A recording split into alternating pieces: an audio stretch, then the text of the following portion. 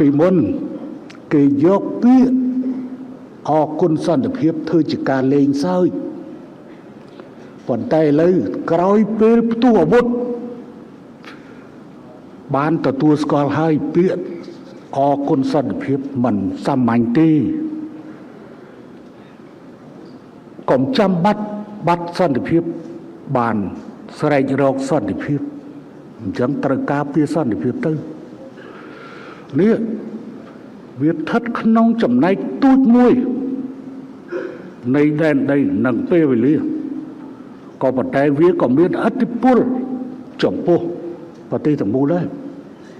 អញ្ចឹងបើយើងពិនិត្យមើលអំពីដែនដីនៃចំនួនវាតូចណាស់បើប្រៀបធៀបជាមួយដែនដីដែលមានសន្តិភាព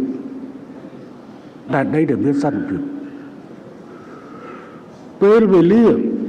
វាតិចណាស់ប្រៀបធៀបជាមួយនឹង24ម៉ោងលើ24ម៉ោង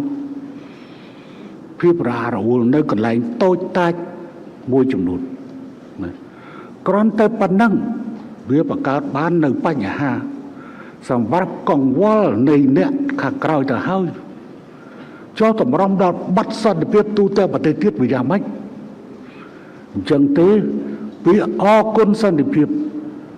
ដែលមុននេះគេឌឺដាក់យើងឥឡូវភ្លឺភ្នែកកាយហើយរនឹងមិនមែនជាចៃដន្យទេដែលយើងដាក់ចេញនៅចំណុចនេះឥឡូវគេឌឺនៅពាក្យដែលថាស្ងាត់តែមិនស្ងៀមទៀតគេឌឺទៀតប៉ុន្តែពួកអាឌឺឬវាមិននៅក្នុងស្រុកណាវានៅក្រៅស្រុកវានៅក្នុងស្រុកពួកអាឌឺសូមអ្នកគិតឲ្យបានច្បាស់នៅអ្វីទៅដែលហៅថាយើងគោលដៅរបស់យើង